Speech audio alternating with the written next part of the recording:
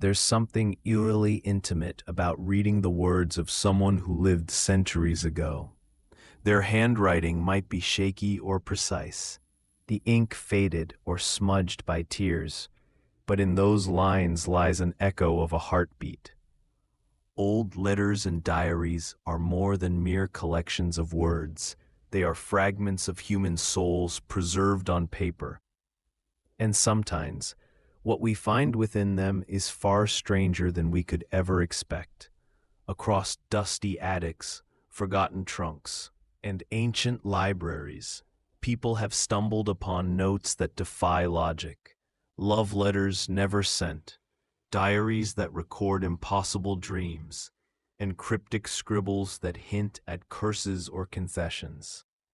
From the chilling to the touching, the humorous to the downright bizarre, each discovery opens a small, delicate window into the past, whispering stories of human longing, fear, and imagination. So, let's step gently through those pages together and see what strange treasures and haunting secrets have been found hiding in old letters and diaries throughout history. Section 1. The Love Letter That Never Was. Of all the strange things found tucked away in forgotten correspondence, few are as haunting as letters of love, especially those never delivered. The 19th century, a golden age of letter writing, left behind millions of private notes filled with passion, jealousy, and unspoken truths.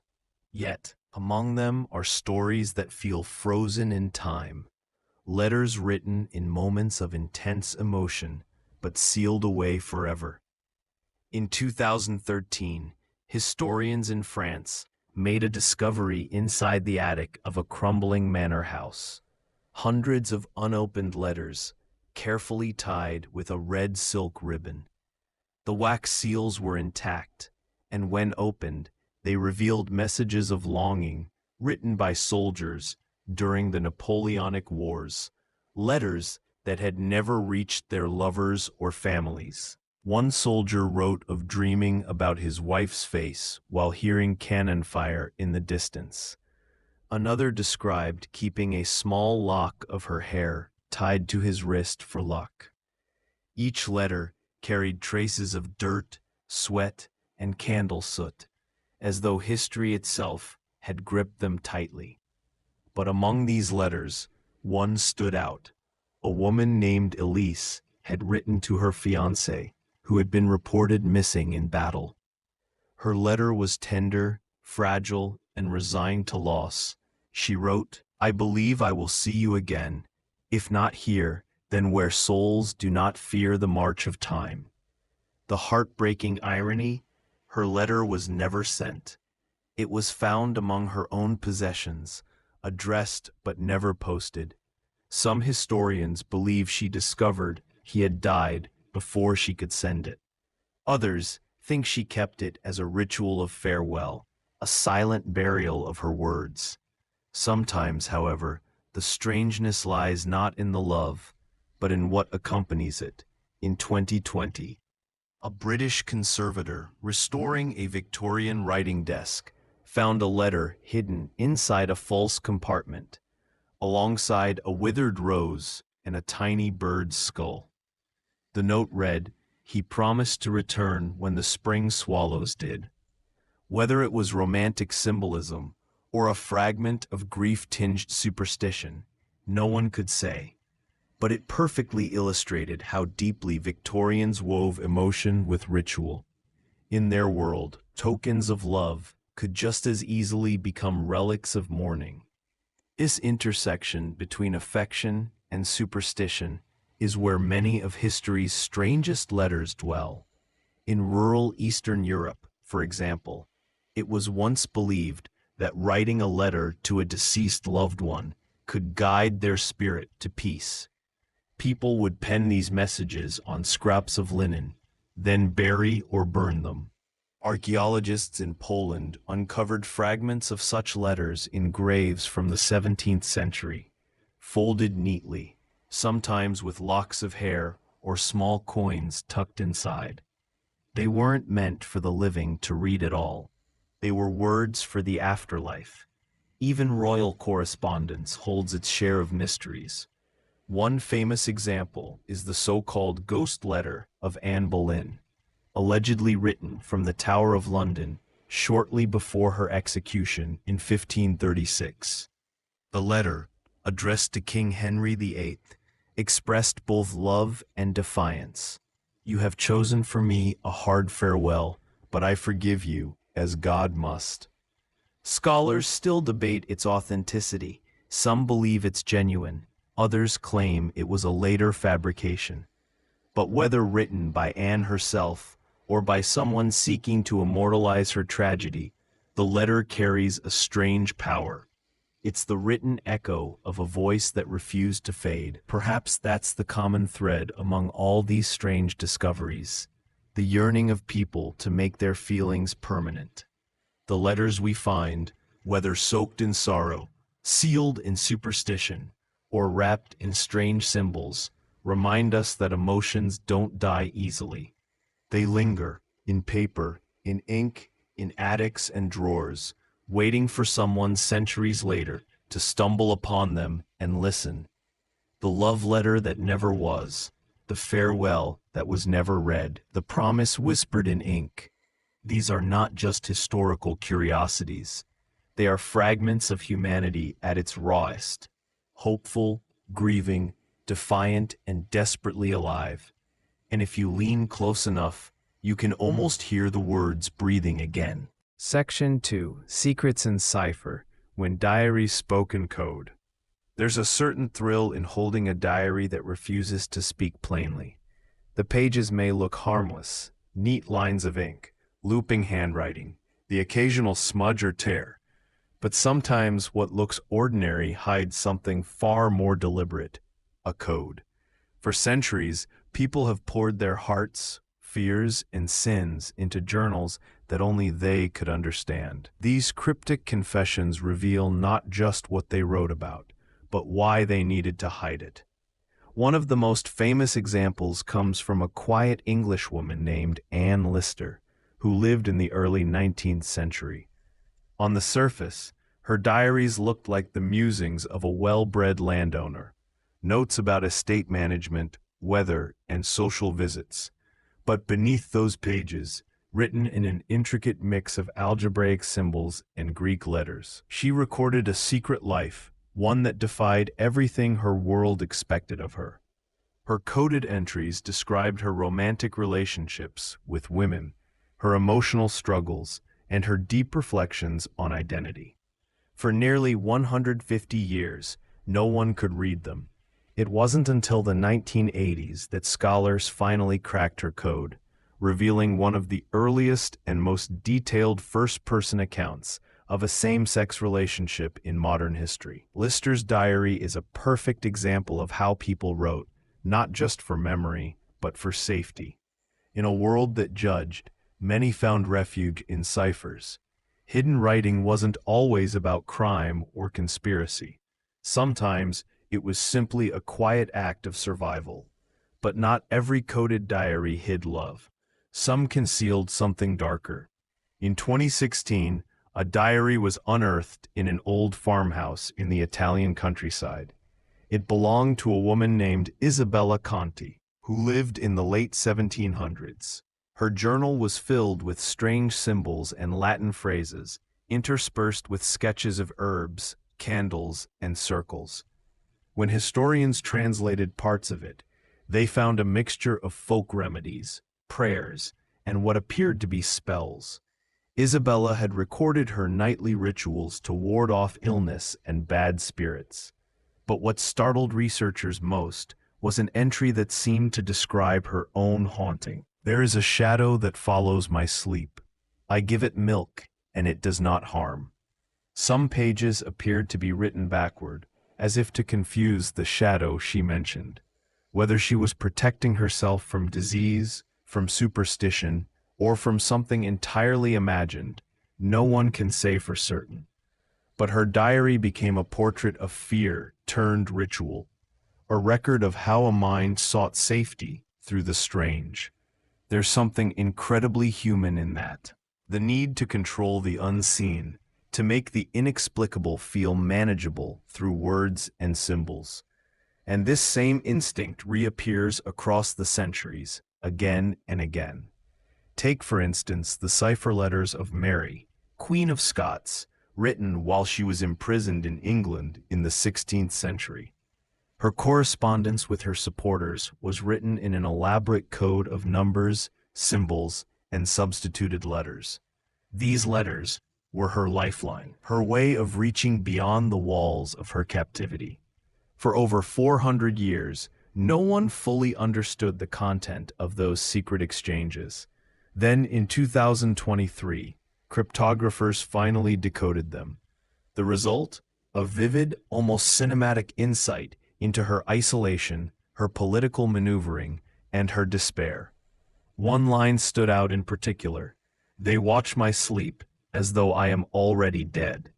Even in confinement, her coded letters let her voice remain defiant. But sometimes, coded writing wasn't meant to protect the writer, it was meant to confuse anyone who found it. In 1912, workers renovating an old schoolhouse in Prague discovered a bundle of parchment papers hidden behind a false wall. The text appeared to be written in gibberish, alternating between Czech, Hebrew, and Latin letters. For decades, no one could decipher them. Only in the 2000s did historians realize they were fake spells, nonsense phrases created by students during the 18th century, mimicking magical grimoires to frighten their teachers. It was a prank disguised as witchcraft, hidden so well that it fooled scholars for generations. Still, not all secrets were playful. In 1853, a small leather diary was found near the wreckage of a ship that had sunk off the coast of Nova Scotia. The diary belonged to a sailor named Thomas Redding, and its pages told of the voyage, the storms, and the cold. But toward the end, the writing grew frantic. The last entries were written in shaky shorthand symbols, a system Redding had apparently invented. When linguists tried to decode it, they found a chilling confession. Redding had stolen provisions meant for another crewmate, and the man had died of hunger as a result. The final lines were almost illegible, scrawled as if in delirium. "He visits me in the mist, the ocean knows." The diary was waterlogged, torn, and smeared with salt, but those last words still visible, fragments of guilt caught in ink. Every coded diary holds a tension between revelation and concealment. To write in cipher is to create a double existence, one life for the world to see, and another hidden between symbols. Sometimes the two overlap, and sometimes they don't. It's like the diary itself becomes alive, whispering its secrets only when it chooses to be understood. Interestingly, even ordinary people used tiny forms of code in their private writings. During the Victorian era, young girls often kept friendship diaries, where each entry contained secret initials and word patterns known only to a small circle of confidants. In one example found in an English countryside home, the entries seemed harmless, lists of garden flowers and afternoon teas. But when decoded, each flower name corresponded to a person's name, and each tea type indicated how that person had wronged or delighted the writer. A page listing chamomile, mint, and lavender might secretly mean "I forgive, I remember, I love." Even in their most cryptic forms, these writings reveal a common truth: the urge to speak without being seen. Whether it's a coded diary hidden beneath floorboards, a sailor's secret confession, or a noblewoman's encrypted letter, these strange finds remind us that humans have always wrestled with what to share and what to guard. And when such diaries finally surface, decades or centuries later, they feel almost alive, as though the writer has just stepped out of the room for a moment, leaving their thoughts whispering on the page. To decode their secrets is to wake a ghost, not one of terror, but of truth. a soul from another age, still wanting to be understood. Section 3. Objects of memory, the things hidden between the pages. If words are the soul of a letter or diary, then what lies between the pages might be its ghost. Across centuries, people tucked physical things into their writings, not for decoration, but for meaning. Objects small enough to hide, yet powerful enough to carry love, grief, or superstition. When modern historians or collectors open these fragile volumes, they never know what might fall out. A pressed flower, a human hair, a piece of lace, or something far stranger. Each one is a quiet message from the past, preserved in silence. In the 18th and 19th centuries, locks of hair were among the most common things found in letters and diaries.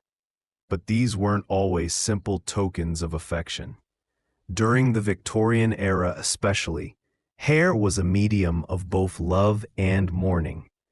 Lovers exchanged strands as promises of fidelity, while mourners kept the hair of the dead woven into tiny braids or placed carefully between diary pages. In one diary found in an English manor house, a woman named Eliza Morton wrote, "I keep his hair near my words, so his voice never leaves me."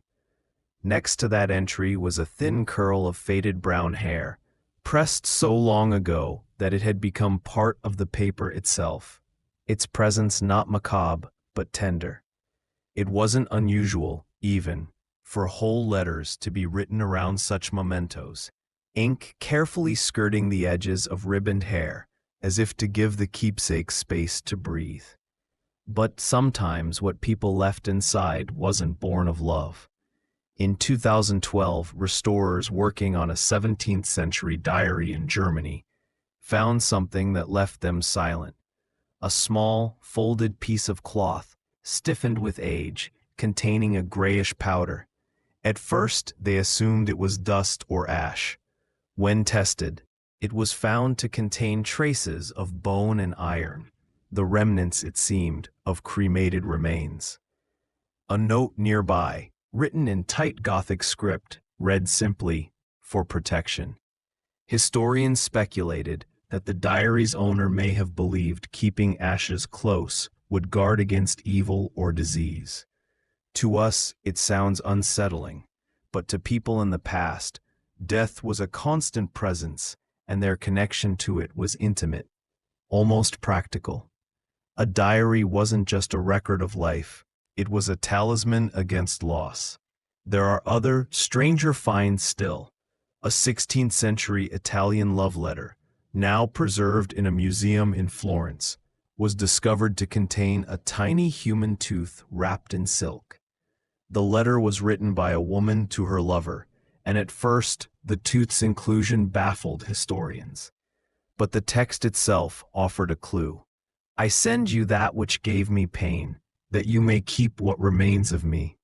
It seems she had lost the tooth during an illness and decided to turn it into a token, both grotesque and tender, an act that transforms something bodily into something symbolic.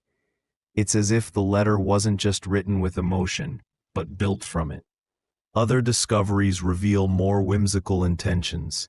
In France, a series of 18th century friendship diaries contained pressed insects, beetles, butterflies, and even small spiders, carefully glued between pages and surrounded by ornate ink frames. To their owners, these weren't creepy at all. They were miniature works of art, like natural history preserved in emotion. One entry from a young Parisian girl read, "Each creature that cannot speak, I keep here, so they might live through my words." In her mind, the diary wasn't merely a journal. It was a tiny world, one she could curate, preserve, and control. Yet, in some cases, the things hidden in letters seemed designed to puzzle or warn whoever might find them.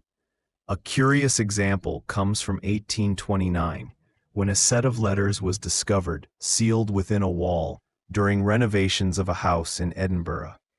The letters were written in fine copperplate handwriting, but never sent. Inside several of them were small bundles wrapped in parchment, dried petals, bits of thread, and, most strangely, a dead wasp, its wings perfectly intact. The accompanying text was cryptic: "To seal what stung me." Historians still debate the meaning. Some think it was symbolic, the writer perhaps ending a painful relationship.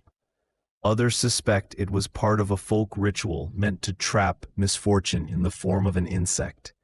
Either way, the image of a person sitting by candlelight, carefully folding a dead wasp into a love letter, feels almost cinematic in its melancholy. The 19th century, in particular, was an era when people viewed diaries not just as personal records, but as physical extensions of themselves. Places to store identity, emotion, and memory in tangible form. The idea of memory as material runs deep through history. A 19th century Scottish woman named Margaret Finlay kept a journal throughout her life, filling its pages with her thoughts, sketches, and clippings. When she died, her family discovered that the final pages contained something shocking.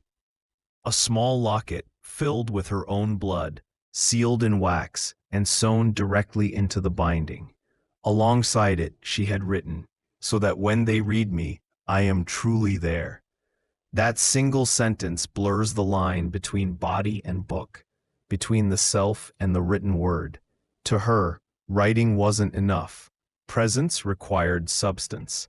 But not all of these discoveries are somber. Some carry humor, mischief, even rebellion.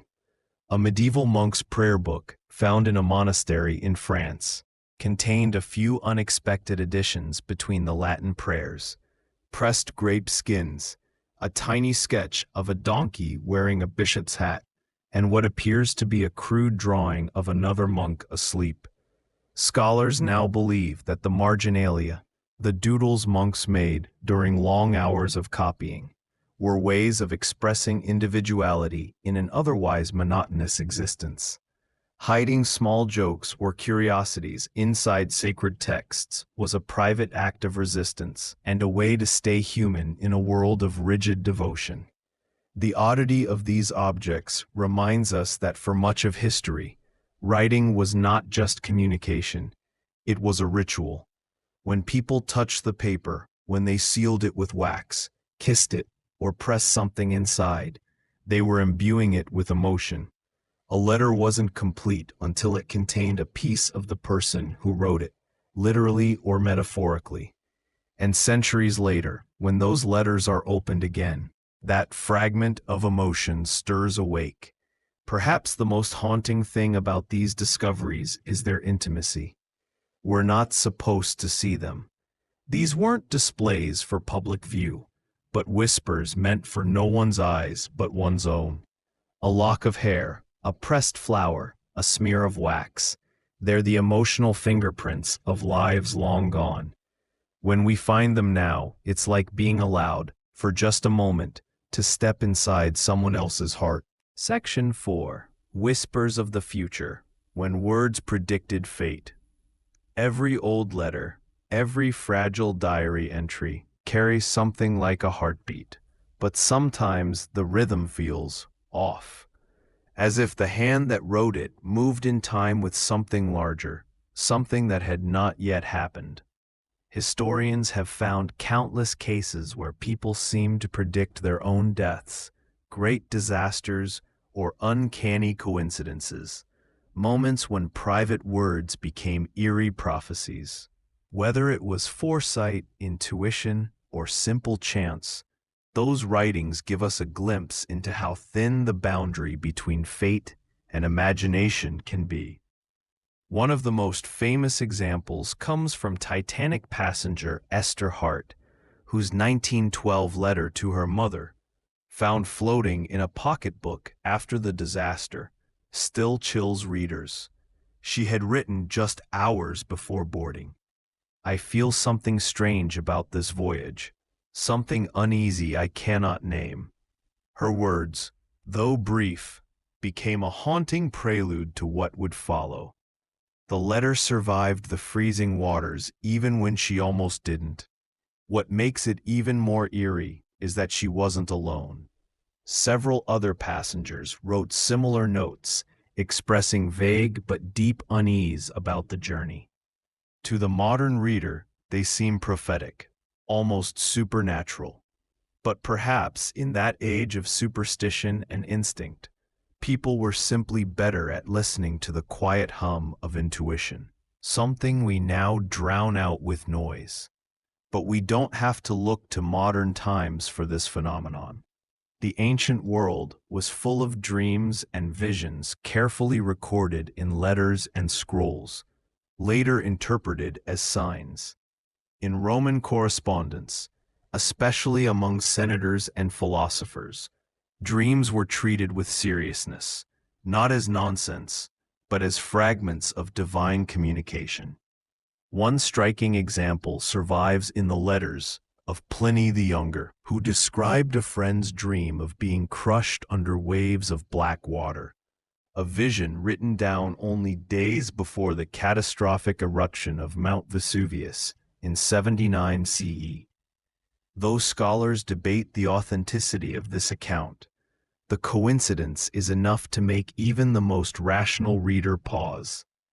It's as if the pen had captured something the eyes could not yet see.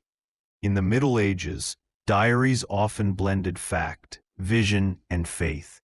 For many, dreams were messages from God or warnings from the saints. A 14th-century monk in France wrote daily of his visions, carefully noting the weather, his meals, and then the dreams that followed. One night, he described a great fire that leapt from the sky and consumed the abbey's roof. A month later, lightning struck the monastery during a summer storm, destroying its upper tower. His entry after the fire was chillingly simple. As he showed me, so it came to pass. It's moments like these that remind us how entwined the spiritual and physical worlds once were. How seriously people treated what today might be dismissed as coincidence. Some of the most haunting predictions, though, come not from grand disasters, but quiet, personal ones. A diary found in an English country home from the 1820s contained a line written by a woman named Margaret Elwood. "When the first snow falls this year, he will not come home." The diary then falls silent for several pages, until months later another hand added a note. The snow began on the 5th of December. His ship was lost at sea that night. Whether the woman's line was based on intuition, superstition, or something unexplainable, it feels heavy with inevitability. What's most fascinating is how calm and resigned the tone is, as if she had already accepted the truth before it arrived. Old diaries are full of such quiet tragedies, where the living seem to sense the moment their world would change. Even ordinary people wrote of strange premonitions and coincidences that defy easy logic. A shoemaker in 17th century Germany recorded a dream in which a customer handed him a coin marked with a black cross. He awoke disturbed and wrote that the dream sat upon his chest like a weight. The next day, that exact customer, described in his entry as a man with a scar on his cheek, came to collect his shoes and paid with a coin that by some fluke of minting bore a faint dark cross on its surface. The man, terrified, refused the payment and kept the coin in his diary as proof.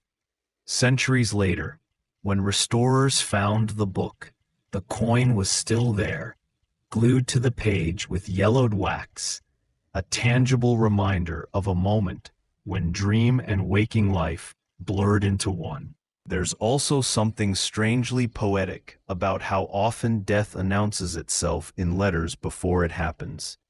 In the 18th century, a French soldier stationed in Corsica wrote to his sister, "If ever I do not return, bury this letter with me, for it carries my last breath."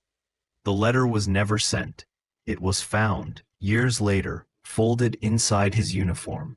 He had carried it through battles, and it was buried with him when he died. To the finder, it was as though he had somehow written his own epitaph in advance. The idea that words could become fate wasn't superstition to people of the past. It was a quiet, daily truth. Of course, not all predictions were tragic. Some letters seemed to have caught glimpses of progress before it arrived. An early 19th century diary kept by a London inventor included sketches and notes for a carriage that runs without horse or man. His family dismissed it as fantasy, yet the idea was almost a century ahead of the first automobile. Similarly, an American farmer's 1850s letter to his son described a dream of people speaking to each other through small boxes across great distances, a near-perfect description of the telephone, long before it existed.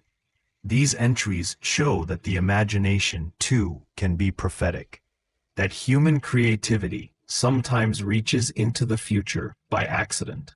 What fascinates scholars most is that so many of these writings were never meant to be read.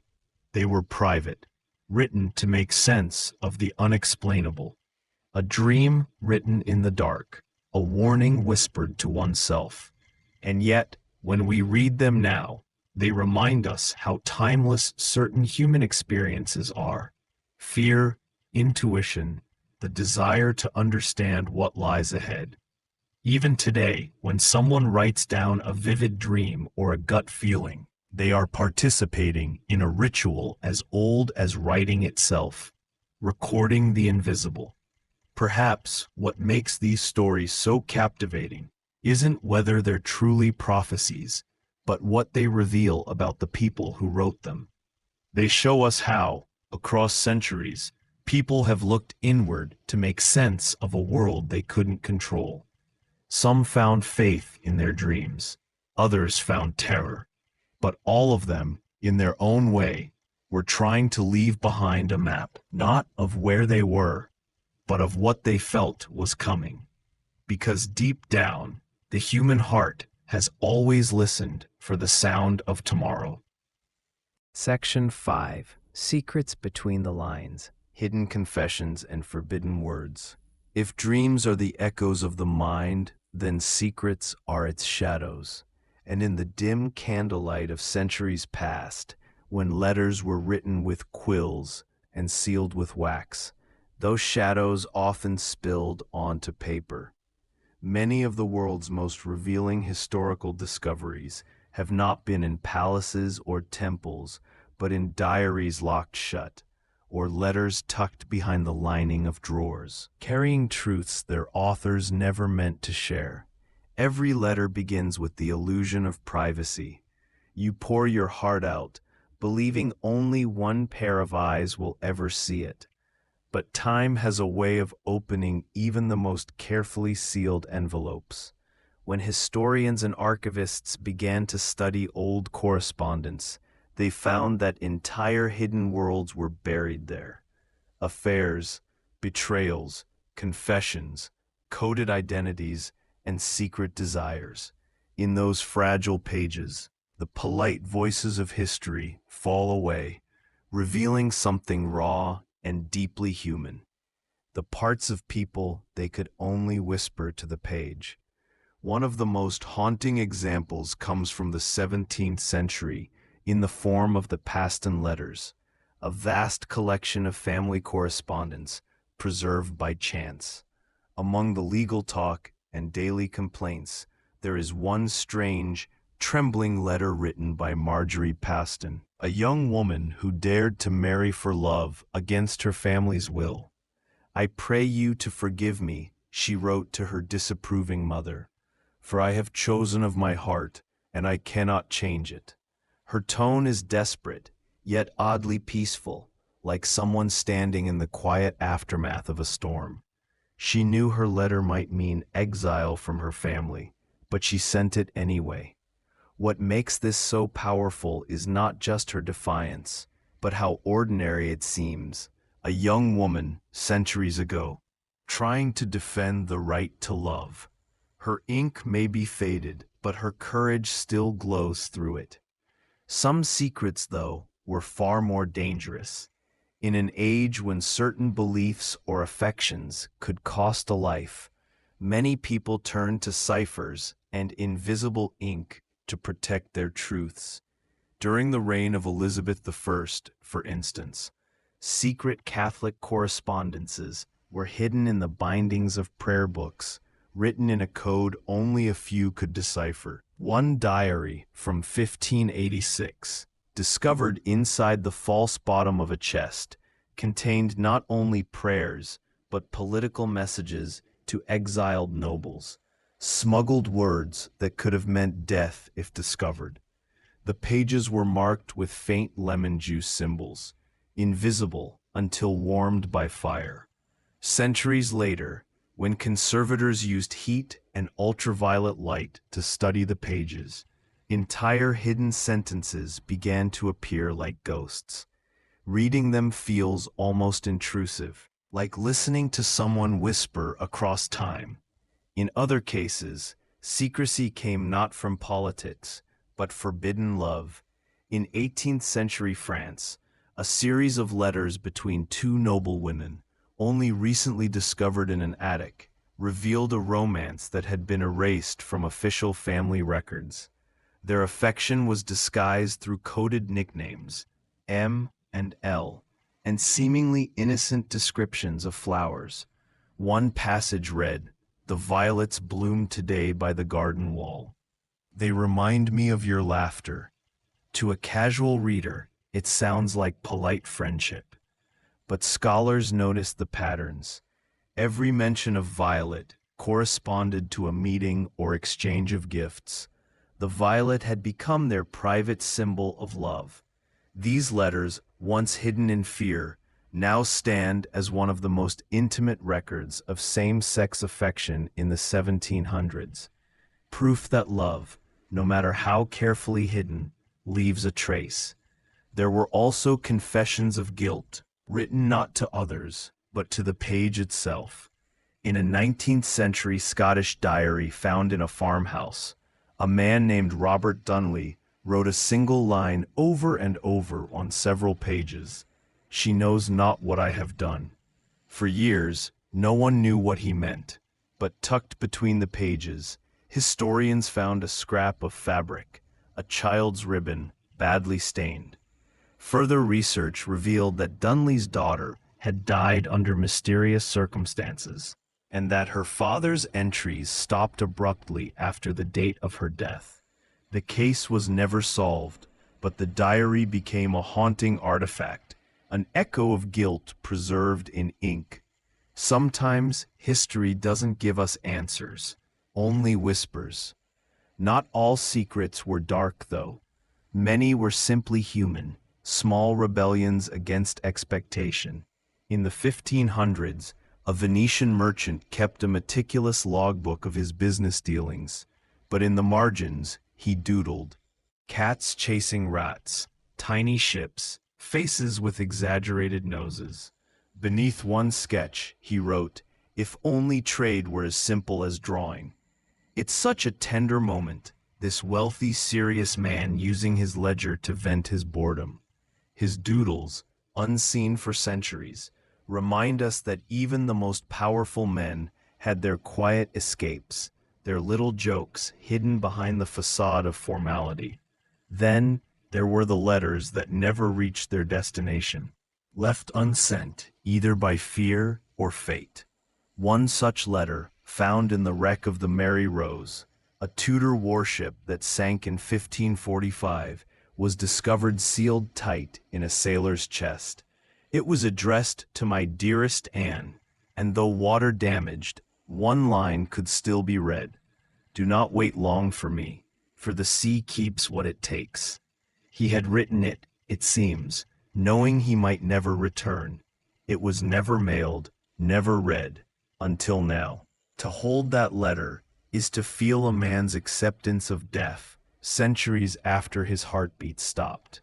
It's impossible not to imagine Anne, waiting on shore, never knowing that his words had survived, preserved by the sea that took him. There's also a peculiar beauty in how people disguise their truths in plain sight. One 19th century woman, confined to a convent against her will, kept a diary filled with religious verses, but each line began with a capital letter that, when read vertically, spelled hidden messages: "Help me, find my brother, I am alive." It took researchers decades to notice it. Imagine the mind of the woman who wrote it, trapped, silenced, yet clever enough to let her plea survive in the very language of obedience. Every secret like these, every hidden line, every erased word, speaks to a universal truth that humans have always tried to protect the most delicate parts of themselves. In a world where survival often meant silence, the written word became both a cage and a key. Some wrote to confess, some to conceal, but all wrote to endure, to leave behind a trace of the truth they could not say aloud. And when we find these secrets now, centuries later, they don't just tell us about the people who wrote them. They tell us something about ourselves, about how much we still crave privacy, understanding, connection, about how even the smallest scribble can become immortal when touched by emotion.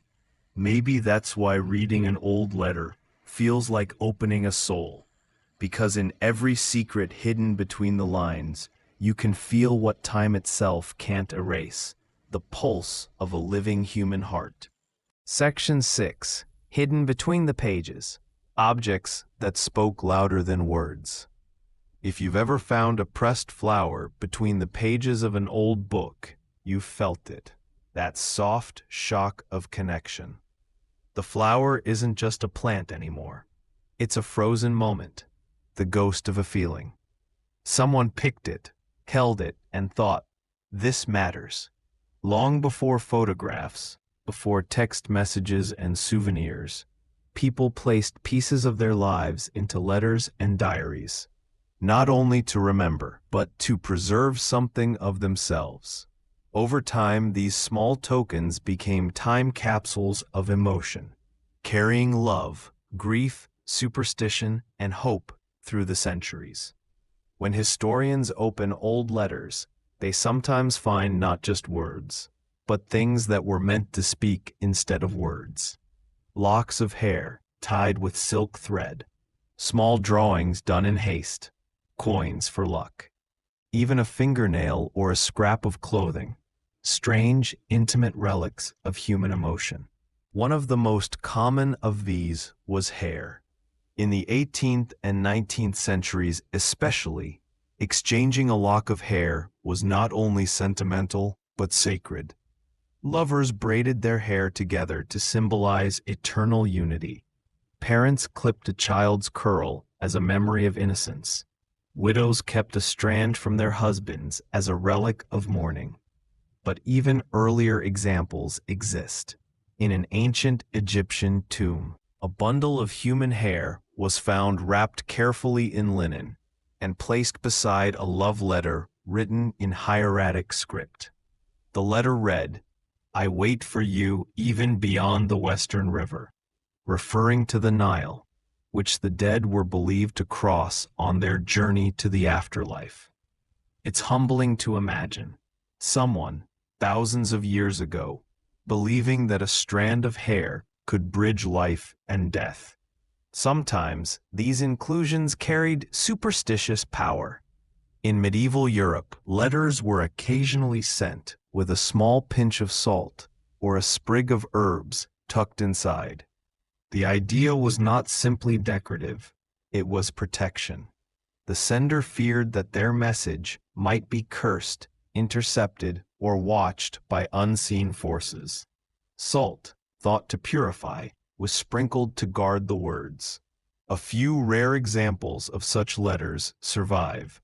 One found in the archives of Prague University still held a small leaf of dried sage, so old it crumbled to dust when exposed to air. To us, it seems quaint or even eerie, but to them, The world was full of invisible dangers. The act of including herbs was not strange, it was necessary, a whispered defense against unseen eyes. Then there were the tokens of love, so intimate that even now they feel almost too private to look at. In 1798, a set of letters discovered in the walls of an old London townhouse contained dozens of pressed flowers, each one labeled with the name of a woman. The author, identified only as T.M., was an artist who traveled widely and wrote of his encounters with ladies of various tempers. Some flowers were roses, others violets or forget-me-nots, and each letter described a moment of connection, a glance, a conversation, a stolen hour. But what made the find so moving was that every flower had been flattened and preserved with care, as if he wanted to stop time. No portrait could do that. Flowers die quickly, yet here they are, 2 centuries later, their colors faded, but their meaning untouched. Objects in diaries could be even stranger. In a 17th century Dutch merchant's journal, scholars found, tucked between 2 pages, a small pebble, smooth and white. Next to it, he had written, "The stone from her hand, taken at parting." No other explanation. Who was her? A lover? A daughter? A friend? The pebble is meaningless to anyone else, but to him it carried the weight of a farewell. It's easy to imagine him turning that stone over in his palm on long sea voyages, feeling its cold comfort against his skin. Sometimes the simplest things say the most. Some inclusions, however, defy understanding altogether. In a 19th century diary from Bavaria, conservators discovered something unusual pressed between the pages. A fragment of what turned out to be animal fur, stitched with red thread. Next to it, the diarist had written only, "For protection during the dark months." The red thread, researchers noted, was a common element in rural folk magic, a charm meant to ward off illness or evil spirits. It's a vivid reminder that for many people, diaries weren't just for reflection. They were spiritual tools, vessels for protection and power. The act of writing was intertwined with magic, words as incantations, pages as shields, and sometimes those objects carried grief so palpable that even the centuries haven't dulled it. One of the most haunting examples comes from an 1863 letter found among the belongings of a Union soldier in the American Civil War. Folded inside was a small, dark object, a single button, sewn hastily onto a scrap of cloth. The letter was addressed to his wife, but it was never sent. In it he wrote, "I carry your button close to my heart, as if it were you." He was killed only days later at Gettysburg. The letter, blood-stained and folded over the button, was found in his uniform pocket. That scrap of cloth and tiny piece of metal, ordinary in every way, became a relic of devotion, unbroken by death. Occasionally, the things tucked inside were almost shockingly personal. In the 1600s, a set of love letters discovered in the French countryside contained, of all things, drops of dried blood. The woman who wrote them, a widow named Geneviève, described her longing for her absent lover and ended each note with a red smear where she had pricked her finger. "So that you may touch my life," she wrote. The gesture, dramatic as it seems, wasn't unheard of. In some cultures, mixing blood with ink was believed to make words binding. A literal vow written in flesh. When modern historians first opened those letters, they gasped not out of fear, but wonder. The red stains were still there, faint but unmistakable, proof of emotion made eternal. Yet perhaps the most unsettling discoveries are the ones that seem to defy easy explanation. in a diary belonging to a 15th century monk. Hidden beneath the binding, restorers found a small vial sealed with wax. Inside was a thin, powdery substance. At first, they thought it was crushed herbs or incense, but laboratory testing revealed it to be, astonishingly, the ashes of human bone. Why would a monk keep such a thing in his journal? Was it a relic, perhaps of a saint, a secret act of devotion, or something darker, a token of penance? The diary gives no clues, only a single Latin line scribbled beside the space where the vial was hidden. In death, we are bound. The mystery lingers, unsolved, suspended in time. These discoveries, locks of hair, flowers, stones, ashes, remind us of something quietly beautiful, that even when words failed, people still needed to touch their feelings. They made their emotions tangible, something they could hold or give. Every object, no matter how strange, was a fragment of the human soul made physical. And centuries later, when we find them again, it's as though the person who left them behind reaches through time to whisper, "Remember me not by what I said, but by what I held dear." The coded letters of hidden love and secret lives. Throughout history, ink has carried more than words. It has carried secrets, hidden passions, forbidden relationships, and coded confessions that could ruin reputations, end marriages, or even cost lives.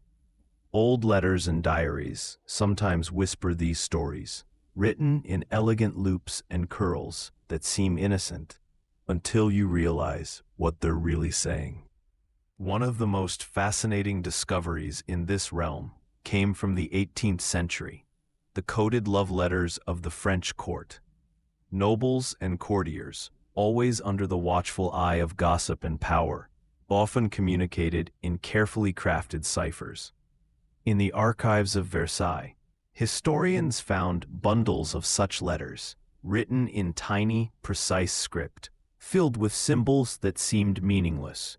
It took decades for researchers to decode them. When they finally did, the messages were shockingly intimate. Some were between married nobles and their secret lovers. Others revealed deep emotional confessions, grief, longing, or fear of discovery. One particular letter from a countess to her lover used a code based on the positions of the stars, where each constellation corresponded to a word or emotion. She ended it with a line that, once decoded, read, "If the moon forgets us, the stars will still remember."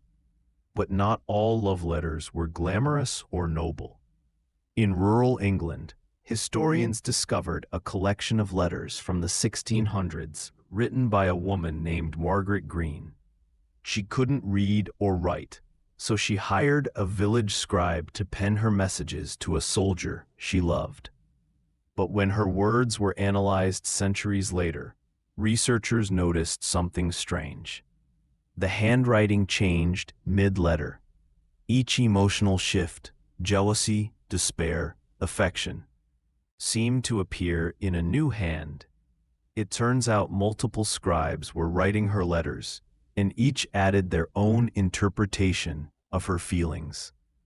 Her love story became a chorus of voices, not entirely her own. The diaries of her descendants showed that she never realized this. She believed every letter had been a pure reflection of her heart. Then there are the coded letters that weren't written out of love, but survival. During wartime, especially in the First and Second World Wars, soldiers and their families often had to disguise sensitive information to pass through censors. Some would write what appeared to be harmless, affectionate notes, but a pattern in the first letter of each sentence would spell out hidden messages: "I'm injured," "They moved us," or "I'm not coming home."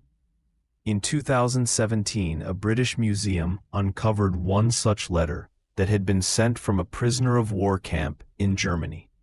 It read like a sweet note to a fiancé, But the first letter of every line revealed a chilling code. They starve us all.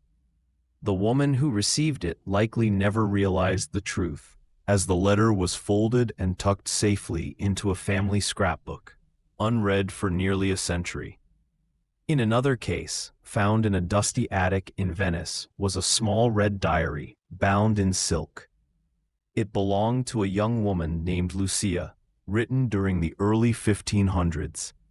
Her writing was neat, almost ornamental, and for a long time, researchers thought it was a collection of poetry. But as they studied it, they noticed odd symbols scattered through her verses, little flowers, stars, and moons.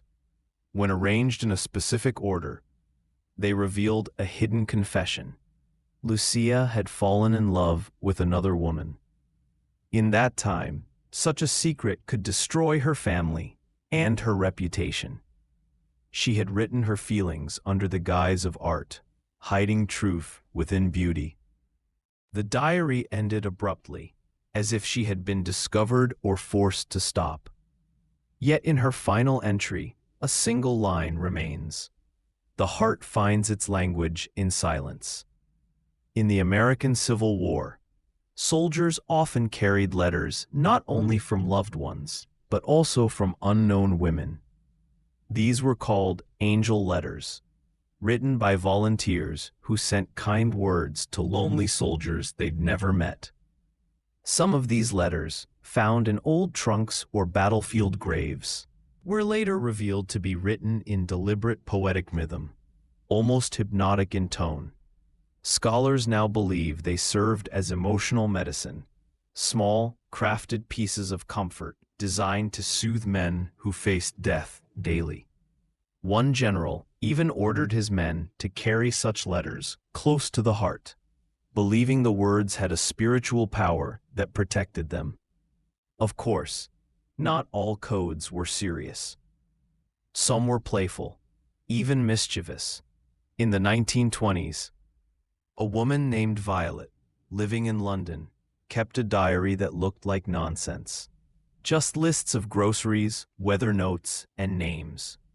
But when her granddaughter rediscovered it decades later, she realized that Violet had written in a personal shorthand she'd invented as a teenager. Each grocery item represented something entirely different. Milk meant money, tea meant trouble, and sugar meant love. Reading between the lines, it became clear that Violet had led a secret life full of scandalous parties, broken hearts, and affairs hidden beneath the mundane disguise of daily chores. The diary, once thought boring, turned out to be the record of a woman who lived with boldness and wit, though no one had known it. Sometimes the codes were physical, not written. In the 18th and 19th centuries, lovers would send hair letters, small envelopes containing strands of their hair woven into shapes or initials. These were intimate, silent messages of devotion. In one strange case, an entire diary was discovered where every entry was written in ink mixed with the author's own blood. The writer, an eccentric poet from Vienna, believed it gave his words life beyond the grave. The pages were perfectly preserved, and when historians read them under ultraviolet light, the ink glowed faintly red, like a pulse that never stopped beating. There's something hauntingly human about these coded letters and diaries. Whether written by nobles in marble halls or villagers by candlelight, each represents a private universe of emotion, hidden just beneath the surface. These secret messages remind us that throughout history, people have always sought ways to express what couldn't safely be spoken aloud.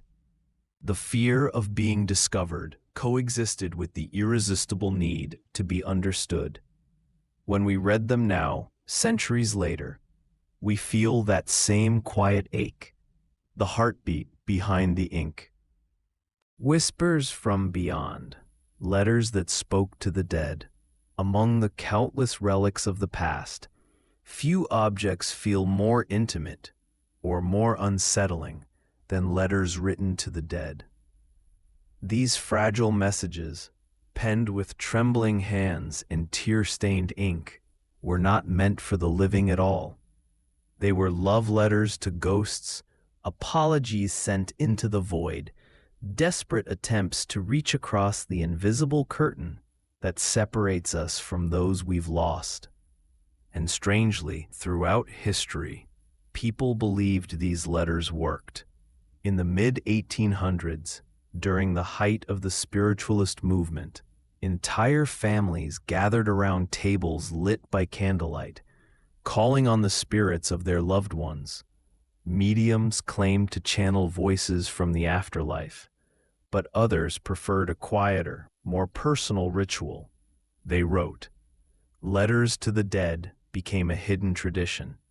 In England and America, people would bury sealed envelopes beside graves, hoping that somehow their words would be received.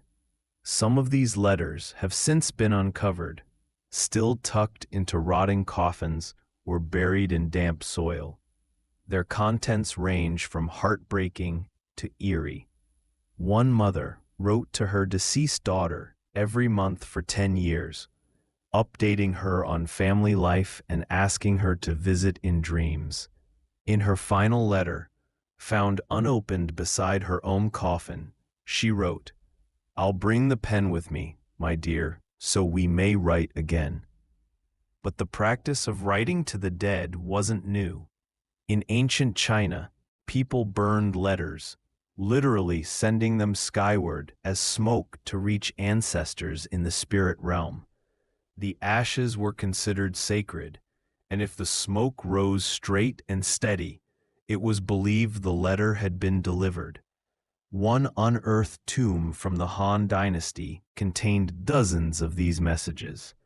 Some were written on silk, others on bamboo strips, the texts in polite greetings to angry rants. One man scolded his deceased brother for haunting his dreams and demanded he stop. "You've been gone long enough," he wrote. "Let me sleep." In medieval Europe, people took a darker approach. Letters meant for the dead were sometimes left inside the mouths of corpses, a chilling practice meant to ensure that the message would be carried across. Archaeologists have discovered skeletons with scraps of parchment between their teeth, bearing words that fade as soon as they are touched. In one 14th-century grave in Poland, a priest's remains were found clutching a letter sealed with wax. The text, when carefully unrolled, appeared to be a confession, not of his own sins, but of a nobleman who had died suddenly before confessing himself. The priest had promised to deliver the man's last words to the heavens. The act was both literal and symbolic, a letter mailed to eternity. In Japan, a similar yet gentler tradition existed. During the Edo period, people wrote tagami to yurei, letters to ghosts. These weren't always solemn. Some were playful, others romantic, written to lost lovers. A famous example was found in the diary of a samurai who had lost his wife in childbirth. For months, he continued writing her letters daily, describing the weather, the meals he ate, the changing of the garden. In one entry, he wrote, "Your absence is loud, but I still hear you when I fold the paper." His diary ended abruptly one night with a final message, "Tonight, I will deliver this one myself." His body was found the next morning beside her grave. Sometimes the letters didn't come from the living, but seemed to come back. In 1912, in the quiet English town of Lincolnshire, a woman named Eliza received a letter in the mail addressed in her late husband's handwriting. The problem: he had been dead for 3 years. The letter inside was mundane, discussing repairs on the barn and asking after her health. At first, she thought it a cruel prank, but the envelope was postmarked from their old home, a house that had long since been abandoned. When investigators opened the house months later, they found no trace of anyone, only a table with dust-covered paper and ink, and the faint outline of a hand pressed into the wood. While many such stories are legend, others are documented in chilling detail. During World War I, soldiers in the trenches sometimes received letters that seemed to foretell their deaths. In one case, a British soldier received a note from his mother, urging him to avoid the left road. The strange thing, his mother had died 2 months before the letter arrived. The handwriting was hers, verified by family and military records. He ignored the warning and died in an ambush along the left road days later. The letter remains in a museum archive, yellowed and torn, still marked with a faint scent of lavender, the perfume his mother had worn. Diaries, too, have preserved moments that feel impossibly supernatural. In the 1700s, a merchant named Jacob Ewer kept a journal where he claimed to have received midnight messages, small notes appearing beside his bed when he woke. The entries document dozens of them, short sentences written in an unfamiliar hand, always in ink, always gone by morning. Skeptics later suggested he was sleepwalking, writing them himself. But one final entry, written in different ink and a distinctly different hand, reads, "You were never alone." And then there are the letters meant not for ghosts, but by them. In 1930s Italy, a medium named Gemma claimed that the spirits of the dead dictated their messages through her hand while she was in trance. Hundreds of these letters were later found, written in over 20 languages she had never spoken or studied. Some of the messages referred to private family matters, later verified by relatives. One letter, in particular, caught historians' attention. It was signed by a man named Paolo, dated 1824, more than a century before Gemma's birth, and addressed to his fiancée, apologizing for breaking off their engagement through death. The letter was later compared to an authentic love note from a man of that name, found in a local archive. The handwriting was eerily similar. There's something hauntingly beautiful about humanity's desire to communicate beyond the grave. Whether it's letters burned, buried, whispered, or mysteriously received, these relics blur the line between the seen and unseen. They remind us that even in the quiet of death, people still crave connection. The act of writing becomes both defiance and devotion, a way to say, "You may be gone, but our words are not." When you touch these fragile pieces of paper in a museum or archive, you can almost feel the energy still clinging to them, as if the ink itself remembers the trembling hands that once wrote in grief, love, or hope that someone, somewhere, might still be listening. The confessions nobody was supposed to read. If you've ever kept a diary, you probably know that strange sense of relief it gives. The way you can spill your thoughts out knowing nobody will ever see them. Except, of course, that sometimes people do. And when they do, centuries later, the result can be hilarious, awkward, or deeply revealing. Among the thousands of old diaries preserved in archives, libraries, and private collections, there exists a secret category of confessions, things so strange, so personal, and sometimes so bizarre, that even their authors likely never imagined anyone else would read them. These diaries are not just windows into the past, they're mirrors reflecting the unfiltered humanity that has always existed. They show that medieval knights, Victorian poets, and lonely 18th century farmers all shared the same quirks, insecurities, and peculiar thoughts we do today. Though sometimes expressed in ways that seem straight out of fiction, let's start with perhaps one of the most famous and strangest diaries ever discovered. In 17th century England, a man named John Evelyn, a wealthy landowner and philosopher, kept meticulous records of everything in his life, including his bowel movements. His diary spans over 6 decades and includes detailed notes on his digestion, the smell of his breath, and his emotional state during each meal. He even described his dreams, one of which involved being chased by a giant turnip wearing a wig. Historians initially thought these entries were jokes or metaphors, but no. Evelyn genuinely seemed fascinated by his body's daily functions. But he wasn't alone in that obsession. In 1760s France, a noble woman named Élodie de Roy wrote daily in her diary about her beauty rituals, except her methods were unconventional. She recorded smearing her face with snail mucus, sleeping with slices of raw veal on her cheeks, and brushing her teeth with powdered coral mixed with vinegar. The truly strange part? She actually considered publishing these as a guide for young ladies. The diary, later found hidden behind a false wall in her estate, was likely her private draft, and it provides one of the earliest personal accounts of bizarre early skincare experiments. In Japan, 1,000 years earlier, another kind of confession appeared, the Pillow Book of Sei Shonagon, written around the year 1000, reads like a diary full of gossip, rants, and strange lists.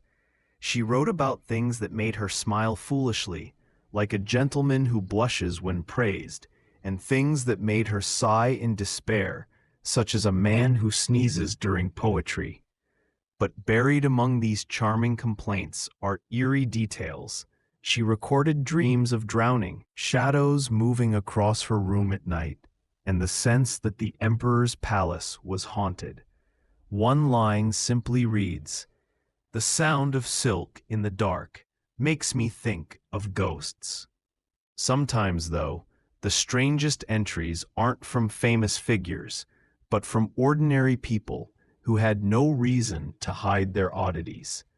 In a dusty trunk found in rural Poland, archivists discovered the 1800s diary of a farmer named Kazimierz Laskowski. Between notes about harvests and weather, he wrote extensively about a talking crow that visited him every evening. "He calls me brother," Kazimierz wrote, "and says he remembers when we were both kings." At first, historians assumed this was allegory or local folklore, until they noticed entries describing the crow's habits, diet, and how it stole shiny coins. Whether real or imagined, the relationship consumed Kazimier's life for nearly a decade. When the crow stopped coming, he wrote simply, "My brother has flown away again. I think this time he has gone to the heavens." Not all strange diary entries are poetic or mystical, though. Some are downright funny. In 1820, an English butler named Thomas Drew kept a secret journal where he ranked his employers on things like friendliness, wine quality, and tendency to shout. His harshest score, a 2 out of 10, went to a baron who, according to Drew, had the temperament of a boiled cabbage and the breath of a dragon. Later in the diary, Drew gleefully recorded the day that baron tripped into a fountain during a garden party. "It was the happiest moment of my professional career." One of the most touching and strange discoveries came from a diary kept by a 19th century German clockmaker named Wilhelm Reitz. His entries began as technical notes about gears and pendulums, but soon shifted into philosophical territory. He began addressing his diary as if it were a friend, giving it a name, Lisa. Over time, Wilhelm's tone grew intimate, even affectionate. He confided in Lisa about his loneliness, his failed marriage, his dreams of building a perfect timekeeper that feels the heart. When he died, the last line in the book read, "Good night, Lisa. You have kept better time than I ever could." To this day, the diary remains preserved in a Berlin museum, a quiet, melancholy reminder of how words can become companionship. Then there are the confessions that historians almost wish they hadn't found. In a locked drawer inside an Austrian castle, a 16th century diary was discovered belonging to a nobleman named Otto von Stadel. It began respectably enough, recording daily court life and local gossip, but as the pages went on, Otto began documenting his secret hobby, collecting the hair of every person he met, guests, servants, priests, even the king. He'd note the color, texture, and vibrations of each strand, believing that hair carried a person's soul. The diary is filled with pressed locks, labeled with names, dates, and sometimes chilling remarks like, "This one did not wish to be taken." Scholars still debate whether Otto was performing early folk magic or simply indulging in an unnerving obsession. Even more bizarre was the diary of Maria Henschke, a 19th century midwife in rural Hungary. She meticulously described each birth she attended, but she also recorded something else, what she claimed were prophecies whispered by the newborns. She believed that infants in the first moments after birth could utter the future in nonsense-like babble. Maria wrote these messages phonetically, creating pages upon pages of mysterious symbols and sounds. One entry reads, "Child of the miller said, 'Silver will fall from the sky when the red fox sings.'" Decades later, the area did experience a freak meteor shower, known locally as the Fox Storm. Coincidence or not, Maria's diary remains one of the strangest folk records in European archives. Sometimes, though, the power of these diaries isn't in their absurdity, but in how deeply human they are. A Roman soldier's journal found in Egypt contained just 3 entries. "Today, I saw her again. Today, she smiled. Tomorrow, I march." His diary ended there, no further pages. 2,000 years later, those 3 lines still break hearts. Old diaries show that people across centuries have whispered their hopes, their secrets, their laughter, and their madness into pages meant for no one but themselves. And when we read them now, it feels like opening a time capsule made of emotion. Every odd confession, every poetic musing, every unexplainable event, all of it tells the same story, that no matter how much the world changes, the strange beating heart of humanity stays the same. The mysterious letters that haunted history. While diaries often reveal the inner world of a single individual, letters, especially old letters, can act as bridges across time, carrying messages, secrets, or warnings that were never meant for posterity, but somehow survived centuries. Some of these letters are mundane, filled with the usual "wish you were here" or "how is the harvest" notes. But others are extraordinary, almost eerie in their specificity, sometimes even defying logic.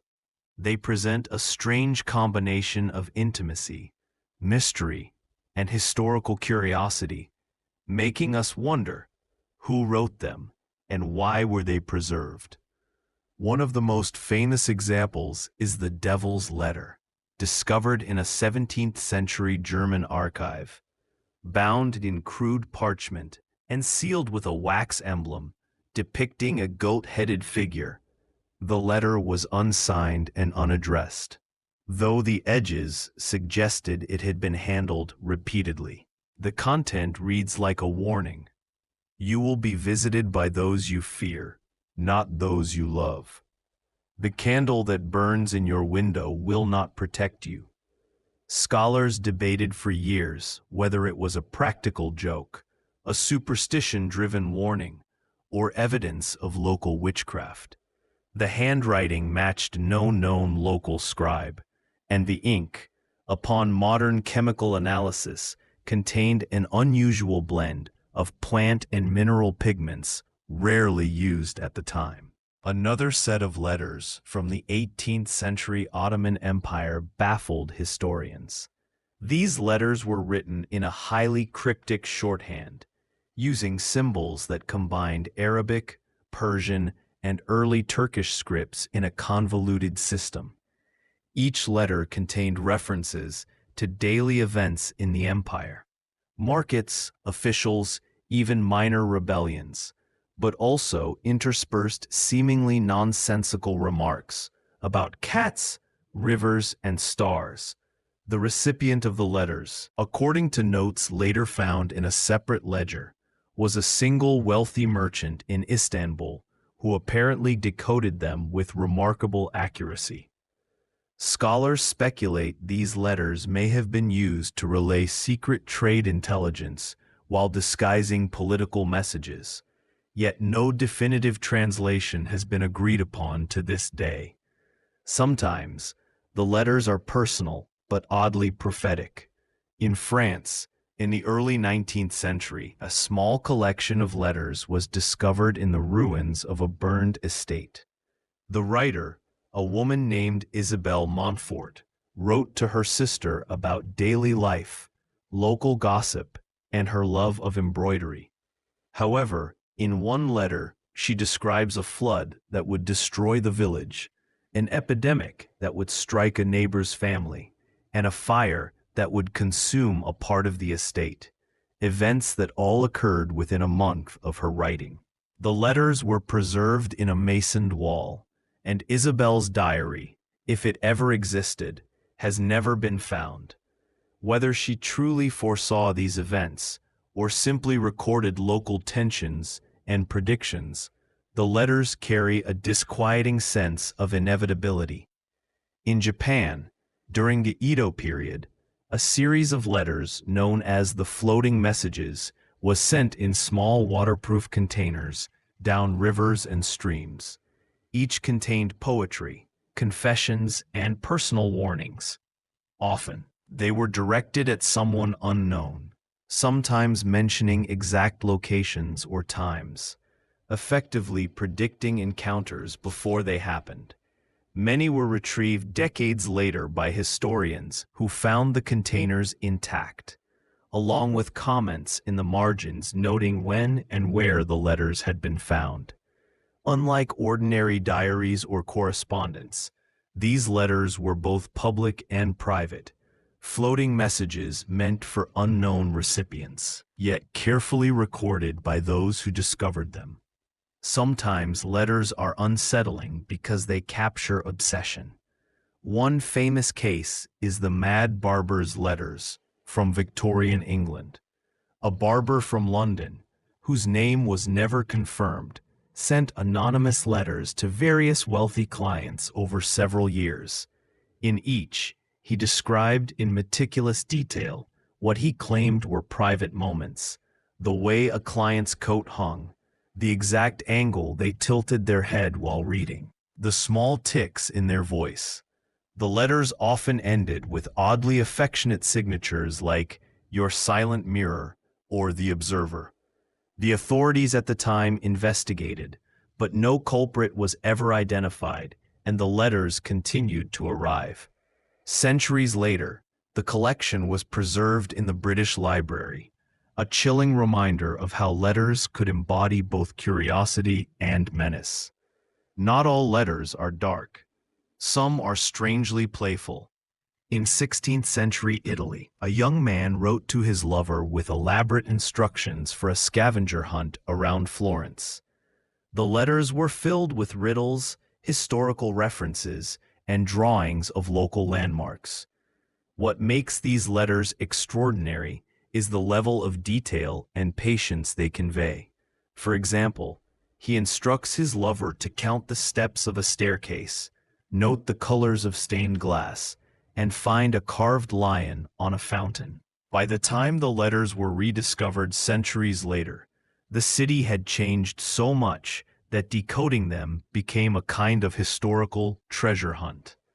Scholars and enthusiasts still gather occasionally to trace the path outlined in the letters, turning a romantic gesture into a living piece of history. Even more mysterious are letters that cross cultural or linguistic barriers. A collection found in 19th century Egypt was written in a mix of hieroglyphic symbols, Greek letters, and Arabic numerals.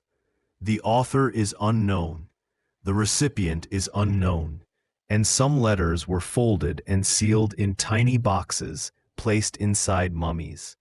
Some historians believe these were magical spells intended to protect the deceased or convey messages to the afterlife, but the exact meaning has never been fully deciphered.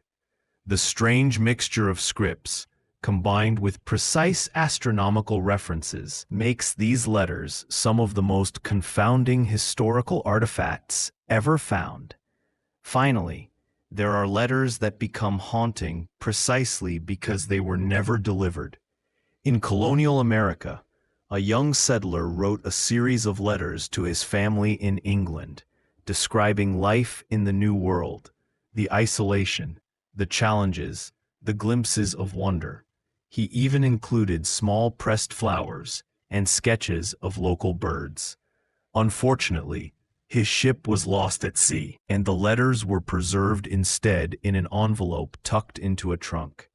Generations later, they were discovered in perfect condition, providing an intimate, almost painfully detailed glimpse of a life that had vanished without a trace. Old letters remind us that human communication is more than just words on paper. They are attempts at connection across time, space, and circumstance, sometimes failed, sometimes eerily accurate, always revealing. The oddest letters, with their cryptic codes, prophetic claims, or obsessive detail, capture the imagination because they blend the ordinary with the extraordinary, the mundane with the mysterious. They are windows into the private corners of history, spaces where people revealed their fears, obsessions, joys, and dreams in a medium intended for someone else, yet ultimately read by generations far beyond the original recipient. The strangest love letters ever written in history. Love letters are among the oldest forms of personal writing, revealing intimate thoughts, emotions, and desires. Yet some love letters from history are unusual, not only in content, but in form, style, and intent. They often mix genuine affection with eccentricity, superstition, or even bizarre humor. Reading them today, we can marvel at how people expressed love in ways that seem strange or amusing to us, but which were meaningful to their authors and recipients. In medieval Europe, love letters sometimes incorporated puzzles and ciphers. A young nobleman in France, for instance, wrote to his beloved using a system of symbols representing letters, plants, and animals. The letter instructed the recipient to follow the fox past the oak, then count the lilies to find the secret. Only someone familiar with his private system could decipher the message. To outsiders, the letter would appear as a strange collection of sketches and arrows, but to the intended recipient, it was a romantic game. Letters like these show how creativity and secrecy could intertwine with emotion, making love a form of intellectual play as well as heartfelt expression.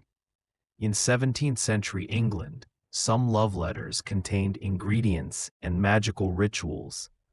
Women often received notes with powdered herbs tucked inside, intended to attract the recipient's attention or ensure affection. One particular letter, found in an archive in London, instructed the lady to burn these petals near the candle at dusk and think of me as I think of you. Others included small charms, knots of thread, or pressed flowers, creating a sensory experience beyond words. The combination of words and objects created a tangible connection, blending superstition, sentiment, and hope in a way that might seem unusual today, but was deeply meaningful at the time. Some love letters were humorously strange, using exaggerated metaphors to convey devotion. A 19th century Italian letter described a suitor's feelings by comparing his heart to a pot of boiling pasta that only your gaze can stir into calm. Others included odd lists, like cataloging all the ways I could annoy you lovingly, or all the animals whose eyes remind me of your smile. These letters were playful, designed to amuse as well as to declare affection. They remind us that love is not only solemn and poetic, but also creative, experimental, and sometimes very silly. In Japan, during the Edo period, some love letters took the form of miniature scrolls or illustrated books. Lovers would commission tiny, folded pages with delicate ink illustrations, showing scenes of imagined meetings, shared gardens, or symbolic objects. The letters could be passed secretly, and often included coded messages embedded in the images. A red flower might symbolize longing, a small bird might represent the writer. Receiving such a letter required careful observation and interpretation, making the act of reading a form of playful participation in the romance itself. Some letters are striking because they show love mixed with obsession. One infamous case from Victorian London involved a series of letters sent over years by a young man to a woman he barely knew. He described minute details of her daily routine, the color of her ribbons, the shape of her handwriting, the cadence of her speech in public spaces. The letters ended with extravagant declarations like, "I have measured the space between your window and the street. It is the same as the length of my yearning." Though unsettling, they were preserved for their meticulous documentation of personal obsession and devotion. Other love letters reveal the merging of love and political ambition. In Renaissance Italy, some aristocrats sent letters that combined poetic devotion with coded political messages. One letter from Florence, for example, addressed to a young noblewoman, praised her gentle spirit while subtly noting allies and enemies in the city. These letters were meant to convey affection, but also to inform and influence, showing how intimate writing could serve multiple purposes. The reader would need both emotional and practical literacy to fully understand the message, making love letters a medium of intelligence as well as emotion. In some cultures, love letters involved ritualistic or symbolic acts. In parts of West Africa, messages were carved into small wooden tablets or wrapped in particular leaves. The act of creating the letter, selecting the materials, arranging the words, performing small rituals, was as important as the content. Recipients would sometimes pass the letters through multiple intermediaries or place them under specific trees, believing this would enhance the message's power. These letters blur the line between personal affection and ceremonial practice, reflecting a worldview where emotions and spiritual belief were intertwined. Love letters also captured humor, irony, and social commentary. A letter from 18th century France describes a man's attempt to impress a lady by boasting of his daily chores, his household's cleanliness, and his ability to strike down a mouse with precise aim. While seemingly trivial, These details reflected social values and expectations of the time. Humor became a tool for connection, allowing writers to demonstrate wit, charm, and attention to the smallest details, qualities considered attractive and important in courtship. Some letters are notable because of their unexpected frankness. In colonial America, several preserved letters reveal lovers discussing mundane topics, food, chores, travel arrangements, alongside expressions of affection. They describe hardships, illnesses, or anxieties in honest, direct language. Unlike the romanticized letters of poets or nobles, these letters show how love in daily life could be practical, intimate, and sometimes surprisingly blunt. Their preservation provides a window into real, lived emotions rather than idealized literary conventions. Finally, the strangest love letters often survive because of their oddity. Letters that mix ciphers, illustrations, objects, rituals, or humor attract attention and are more likely to be kept, archived, or studied.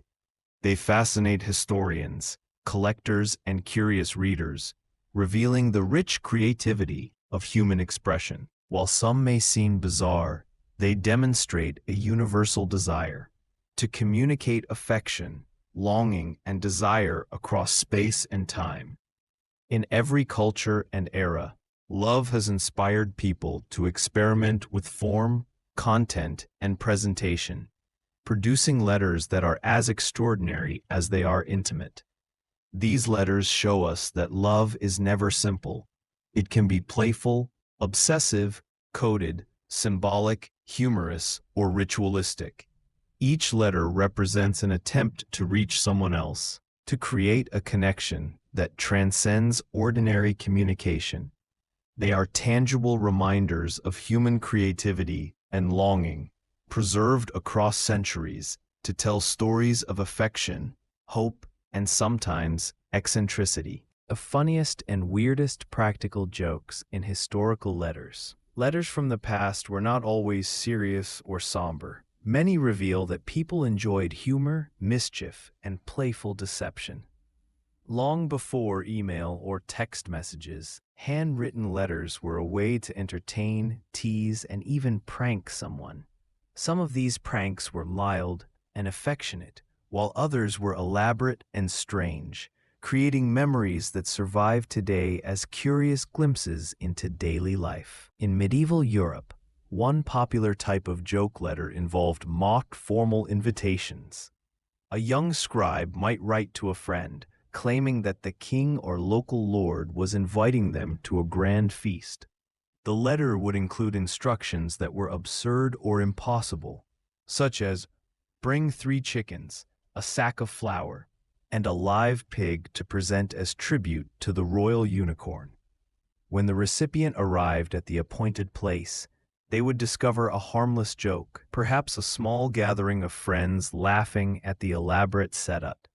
Such letters show how humor was interwoven with social gatherings, teasing, and imagination. Some letters included deliberate misspellings or confusing handwriting to frustrate or amuse the reader. A 17th-century English letter, for example, instructed the recipient to carry the kettle upside down through the orchard while humming the tune of the lute. The text was deliberately hard to read, with words squished together or written backward. It turned reading into a playful challenge. Recipients often enjoyed the difficulty as part of the joke, decoding the instructions as a kind of game or test of patience and attention. In Renaissance Italy, there are letters that sent people on absurd errands. A playful letter might tell a friend that a rare flower could only be found on the roof of the cathedral, or that the baker was secretly hiding a treasure under the floorboards. The letter combined believable details with ridiculous claims, making the reader unsure if it was a joke or serious advice. These letters often led to laughter when the reader discovered the truth, reflecting a love for whimsy and the unexpected in everyday life. Some letters included invented words or nonsense poetry. A poet or writer might fill pages with elaborate nonsense rhymes, strange animal names, or fictional characters interacting in absurd situations. One 18th-century French letter describes a dancing lobster who sings to the moon while wearing tiny shoes made of cheese. The recipient, likely a close friend or lover, would understand the humor and the playfulness of the writing. These letters show that humor was a creative exercise, blending language, imagination, and affection. There are examples of letters with pranks involving objects or small gifts. In 16th-century England, a letter might instruct the recipient to open a small box at a certain time, only to reveal something funny or harmlessly startling inside, such as a tiny wooden mouse or a small puff of flour. The letter itself provided context and suspense, turning the act of receiving mail into a playful performance. These jokes relied on trust and familiarity, revealing how closely personal relationships were intertwined with humor. Some historical letters feature funny exaggerations about daily life. For instance, a merchant might write to his partner about a shipment of chickens that escaped and formed a council to govern the kitchen. Or a young man might claim that his dog had learned to read letters and was now critiquing his writing. These absurd embellishments were entertaining ways to comment on ordinary experiences, making mundane tasks more amusing. They reveal how people in the past used exaggeration as a storytelling tool, even in letters meant for friends or family. In certain cultures, letters carried inside jokes based on local customs or superstitions. A 19th-century German letter might claim that a specific type of mushroom would make the reader invisible if eaten at midnight. While obviously a joke, the letter played with familiar folklore, creating humor through shared cultural knowledge. The recipient would recognize the playful reference, enjoying the creativity of the writer while remaining part of the cultural context. Some letters were pranks disguised as serious advice. A medical student in early modern Europe once wrote to a friend a long letter explaining how to cure a headache with 3 dashes of powdered moonlight and a song sung to the east wind. While written in a serious tone, the absurdity of the instructions made it clear that it was a joke. The combination of formal style and ridiculous content enhanced the humor, demonstrating that wit could be as sophisticated as it was entertaining. Other letters involved mock complaints or exaggerated insults. For example, one letter humorously criticized a friend for stealing all the sunlight from the garden and causing the roses to sulk. The exaggerated complaint was clearly not serious, but it served as a playful method of teasing. Letters like this show that humor could be affectionate, expressing both annoyance and amusement at the same time, strengthening social bonds through laughter. Finally, the funniest letters often survive because of their eccentricity. Libraries and archives preserve these letters not just for historical content, but for their imaginative and humorous qualities. They reveal the human desire to entertain, connect, and amuse one another. The playful spirit in these letters crosses centuries, reminding us that humor is a timeless human trait, capable of brightening even the most ordinary days. In all, these letters reveal a world where communication was not only informative, but also playful. People delighted in pranks, puzzles, exaggerations, and absurdities, using letters to engage imagination and curiosity. Whether sending elaborate riddles, nonsense poetry, or mock errands, they transformed ordinary correspondence into an interactive experience. Even today, reading these letters can evoke laughter, surprise, and admiration for the creativity of people in the past. Humor, as preserved in these playful documents, reminds us that human connection has always been enriched by joy, curiosity, and the unexpected. The most unusual advice in historical letters. Letters have long served as vessels for advice, guidance, and life lessons. While many of these letters contain practical counsel, some reveal a side of history that is humorous, bizarre, or delightfully strange. Writers often blended sincere advice with whimsy, superstition, or imaginative exaggeration, creating letters that were as entertaining as they were instructive. In reading these letters, we can glimpse the creativity and cultural beliefs of people from centuries past. One striking example comes from 16th century Europe, where letters frequently combined health advice with unusual remedies. A mother might write to her daughter, recommending that she sleep with a slice of raw onion under her pillow to prevent bad dreams. The instruction sounds peculiar today, yet it reflects a cultural belief that certain smells could influence dreams and protect against ill spirits. The detailed explanations often accompanying these remedies made them sound reasonable at the time, even if modern readers smile at the absurdity.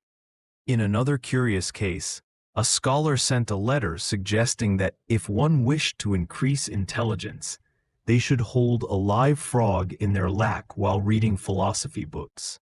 This peculiar advice combined observation of nature with imaginative thinking.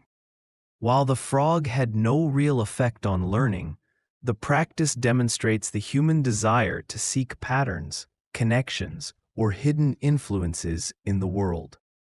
Readers of the time may have taken such suggestions lightly, or perhaps embraced them as a playful ritual. Some letters offered guidance on personal relationships that now seem odd or elaborate. A 17th century letter from a young man to his friend describes how to win the affection of a lady by reciting a specific poem while walking backward through the garden. The letter details the precise steps, including timing, posture, and tone of voice. While it seems highly theatrical today, it illustrates the intricate social customs and the value placed on ceremony, creativity, and attention to detail in courtship during that era. Travel advice in historical letters could also be unusual. One 18th century letter recommended that if you wish to avoid getting lost, carry a small mirror and reflect sunlight in 3 different directions before beginning your journey. The writer claimed this would confuse evil spirits and keep the traveler on the correct path. Again, the advice blends superstition with practicality, reflecting a world where natural phenomena and folklore intertwined in daily life. Letters sometimes contained instructions that would appear extremely odd or ritualistic today. A 15th century nun wrote to a friend that to ensure a peaceful sleep, one should sprinkle rosewater on the floor while humming a tune sung only at dawn. The letter emphasized rhythm, scent, and timing, creating a complex ritual that was believed to calm the mind. Such advice illustrates the historical tendency to mix sensory experiences with behavioral practices in the pursuit of well-being. Humor often accompanied strange advice. A Renaissance letter suggested that if a person wanted to improve their singing voice, they should practice while standing on one leg and holding a loaf of bread above their head. The combination of balance, posture, and distraction was meant to train focus and control. While whimsical, it also reflects the experimental spirit of the time, blending play, instruction, and creativity into everyday life. Some letters included advice related to cooking and household management. One medieval letter explained that adding a pinch of crushed snail shells to bread dough would make it rise better and prevent bad luck in the kitchen. Though it seems odd now, this advice was part of a broader belief system linking food, superstition, and domestic order. The advice was practical and symbolic at the same time, demonstrating the complex ways people integrated cultural beliefs into daily routines.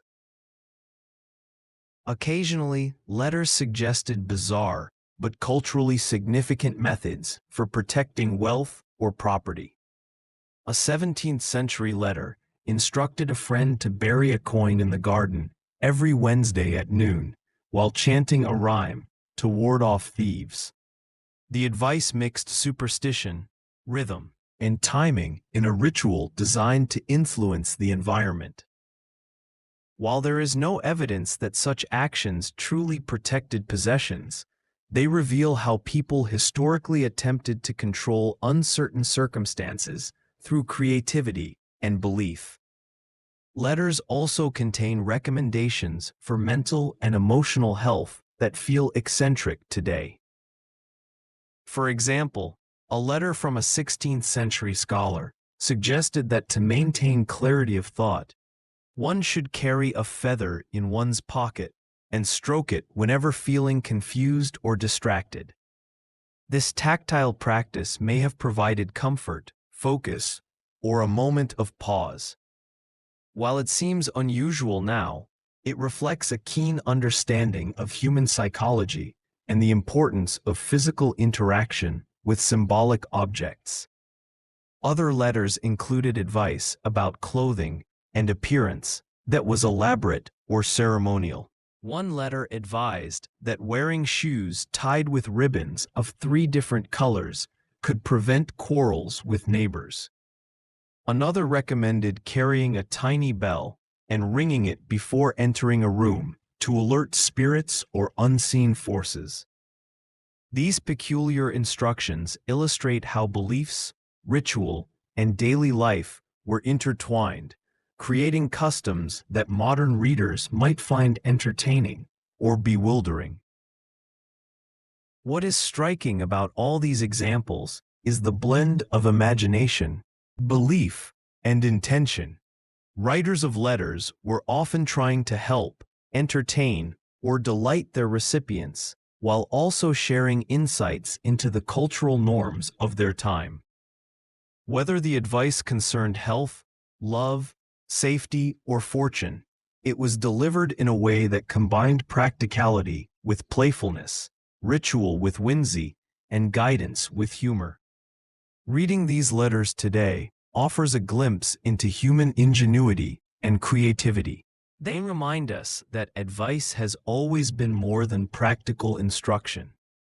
It could be a form of storytelling, play, or ritual. The strangeness of the recommendations, combined with the care and detail in their delivery, makes historical letters not only educational, but also deeply entertaining. They provide insight into how people made sense of the world, sought control over uncertain events, and shared joy, curiosity, and humor with one another. In conclusion, the unusual advice found in historical letters demonstrates that human creativity and cultural imagination have always been rich and diverse. From unusual remedies and quirky rituals to playful poetic suggestions, letters served as both guidance and amusement. They reveal the human desire to connect, to teach, and to entertain. And they remind us that even in the distant past, people valued humor, invention, and the joy of sharing the unexpected. Strange superstitions in historical letters. Historical letters often carried more than personal messages. They preserved beliefs, fears, and superstitions that guided people's lives. While some advice in letters seemed practical, other instructions reflected the mysterious or magical thinking of their time. These superstitions could involve everyday life, health, relationships, or even protection from unseen forces. Reading these letters today allows us to glimpse the cultural imagination of past centuries. In many letters, writers advised actions to protect against evil spirits. A 16th century letter, for instance, instructed the recipient to place a small coin under the pillow and whisper the name of a saint before sleep to ensure dreams would be good. The practice combined faith, ritual, and symbolic objects to promote mental comfort. While the effect might seem purely psychological, it demonstrates the historical importance of ritual in daily life. Other letters contained guidance for preventing misfortune. One 17th century letter suggested that if a person spilled salt, they should toss a pinch over their left shoulder while reciting a short rhyme to avoid bad luck. The superstition was widely recognized at the time, and letters often reinforce such practices as friendly reminders. These instructions, while simple, reveal the intricate ways that folklore and etiquette were intertwined. Health and illness were frequent topics of superstitious advice in letters. A medieval letter recommended tying a rabbit's foot to the arm during fever to draw out sickness. In another, a correspondent advised that wearing a small pouch of herbs around the neck could protect against contagious diseases. Such advice often blended observation with mystical beliefs, and letters served as a means of sharing remedies that might combine comfort, hope, and community knowledge. Some letters included more theatrical or imaginative superstitions. A Renaissance scholar wrote to a friend that carrying a miniature mirror and catching sunlight at dawn could help reflect away harmful spirits. The letter carefully described the precise positioning and timing, highlighting how ritual, symbolism, and natural phenomena were combined. For the letter's recipient, following these instructions might have provided a sense of control in an unpredictable world. Superstitions around love and relationships also appeared in letters. One letter suggested that if a young woman wished to attract a suitor, she should leave a small shoe outside her window on a Wednesday night, under the light of the moon, while humming a favorite song. While it seems whimsical now, such instructions were taken seriously in certain communities. They reflect the way magical thinking was integrated into social practices and personal desires. Travel and safety were common subjects of letters filled with superstitions. A 15th century traveler was advised to tie a red ribbon around the waist and carry a sprig of rosemary to avoid accidents on the road. The combination of color, plant, and placement symbolized protection and good fortune. Letters often included these detailed instructions to ensure that the traveler could prepare properly, showing the care people took in blending ritual with practical journeys. Animals were sometimes part of superstitious guidance.